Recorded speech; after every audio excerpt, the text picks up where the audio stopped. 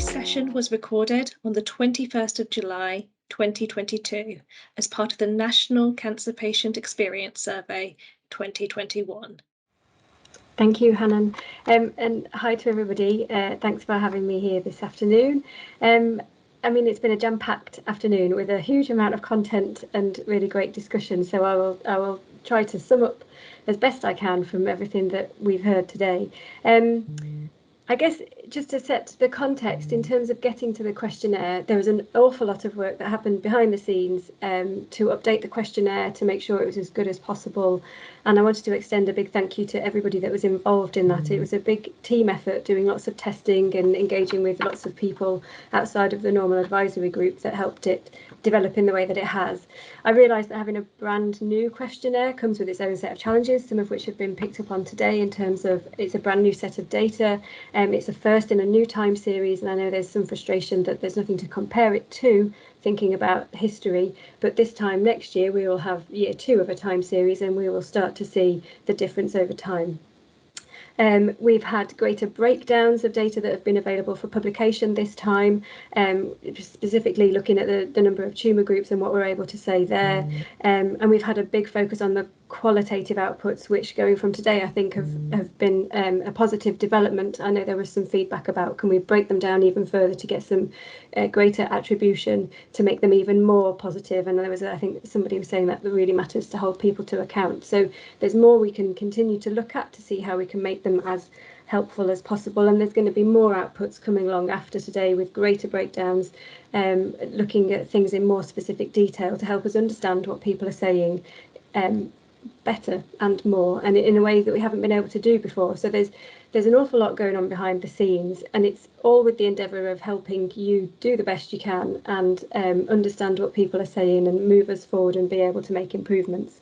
But there's still more that we can do, and some of the chat that happened, I think, in the regional subgroups, and members of the team, thank you very much for putting in comments so we could kind of see overall what people were talking about. There are a key number of themes that came out in terms of the questionnaire and making it as best as it can be. So there were a very strong theme was about hearing from diverse groups and from different populations, and the concern around are we not hearing enough from people that we ought to be hearing from. And I guess that's absolutely right, isn't it? There's definitely more that can be done to try to encourage people from different groups to give feedback to the NHS. I will say that, and this has been said I think elsewhere, a survey isn't necessarily the right tool for all occasions.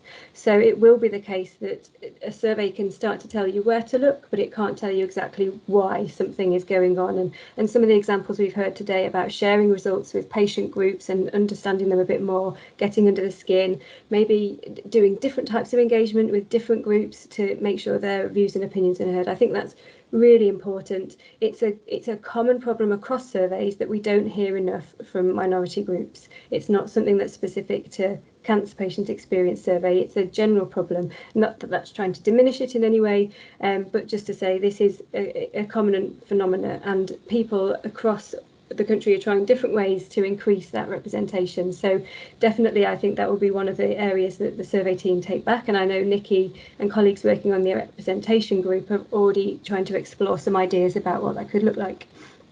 Response rates in general was a theme, and there was a mention of could we have a comms toolkit, could we do something locally as part of building this into the clinical pathway, that means that actually maybe it's getting talked about a bit more, and that there was mention of the quality of life measure, and I know that that's also something that they're thinking about too. And attribution I think has been mentioned a few times as well. How can we get greater levels of breakdown? Is there any way of being able to understand which main hospital site people are referring to? This has been an age-old problem, but I think definitely there's merit in having a look at that again. But going forward, there's been a lot of conversation about, so what we're going to do now we've got these results, and I think there's been some key themes coming through here, and one of those that came across really strongly for me was primary care, and obviously we've had that numerical result that speaks about primary care support, and we know that primary care is going through a particularly tough time, but I'm hopeful that with the advent of ICBs and with the underpinning structures that are now in place, I mean, CPES has always been the case that when we've had the written feedback before, people have talked about their whole pathway, they've talked about diagnosis, they haven't just in their own words talked about the hospital care they've had. But now it feels like we've got a proper platform to be able to talk about this in local systems, to try to think, how do we work together to try to resolve some of these issues? Because as Kynwynn said, that cancer isn't a straightforward thing, it's very complex. And so the complexity is system-wide. So it was really great to see, I think almost in every regional chat, something come through about how can we work with GPs, how can we support them through this time, how can we get ICBs to talk about this with us. There was also discussion about how can we as trusts work with other trusts and cancer alliances in the region to learn from each other about what we're doing and how we can go forward. So that, I think, is absolutely the way forward.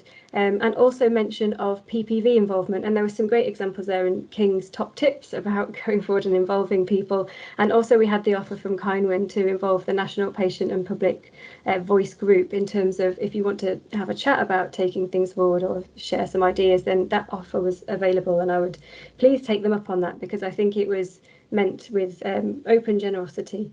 So yes, lots to do. I think I saw one comment, which is, where do you know where to start, which I can totally appreciate. Start with the most worrying things, I would say, the things that you want to really tackle. I can appreciate that you can never have lots of priorities. If everything is urgent, nothing is urgent. So I think as systems, thinking about what's most important to us as a system, where are we really going wrong, who are we leaving behind most, might be some of the questions to start with.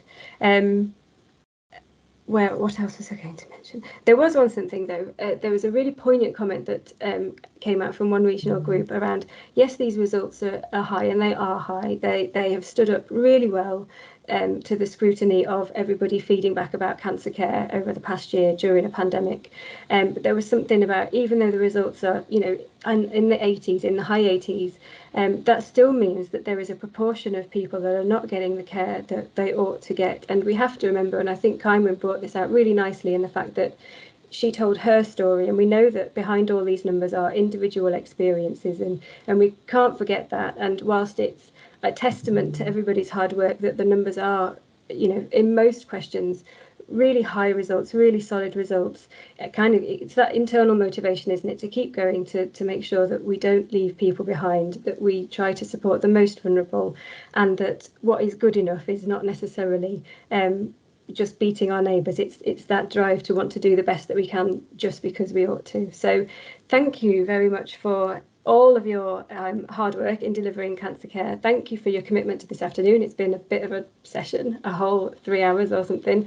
And to quote Kynwynn, I don't think people were caring loudly. I didn't hear much shouting or anything like that, but people were very much caring with reasonable level volume voices. But there was lots of feedback around CPES, and the fact that you care so much about it and want to make it the best tool is really great. And I think that's our ambition too. So thank you ever so much for your contributions today.